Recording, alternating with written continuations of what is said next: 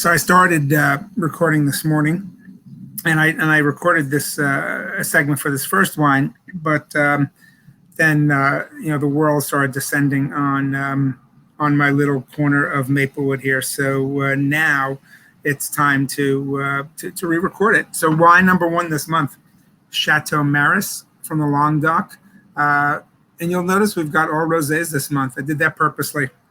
It just seemed like rosé weather. It's definitely rosé food weather. Rosé to me is a great food wine. It's a wine that you can drink by itself or with food. That a lot of wines don't fall into that category to me, and I want to make the distinction that this is not a lifestyle wine. This is not a fashion accessory wine. There are no celebrity wines in these three wines. Very few celebrities actually make their wine.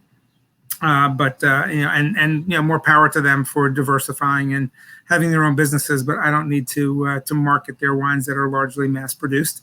So I'd rather celebrate the winemakers of these three wines. Chateau Maris is a great story.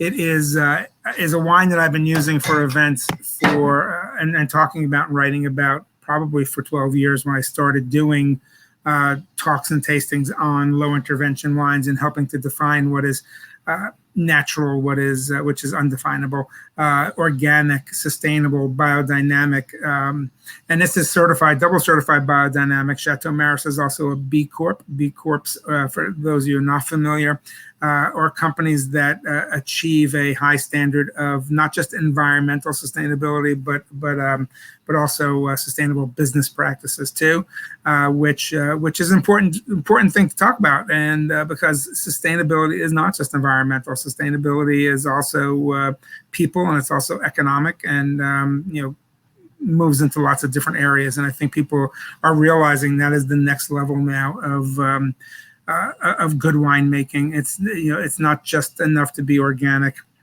It's not just enough to be low intervention, but it really kind of spreads out through your practices. One of the owners, Kevin Parker of Chateau Maris, runs a green investment fund, and this is sort of like the crown jewel of the winery. His partner, Robert Eden, Bertie Eden, is a Brit who's been super committed to biodynamics for decades. His uncle was prime minister. For those of you who watched The Crown, was prime minister of England at one time, and it was that family upbringing that gave him exposure to really good wine. And then he decided he wanted to make really good wine really well. This is a Grenache rosé. I've been to the winery in the Languedoc, which is southern France. It's a spectacular, beautiful area. The winery, you can just see how vibrant the vines look compared to the wineries adjacent to it. It is, I believe they dry farm. I know that they use horses to plow some of the fields still.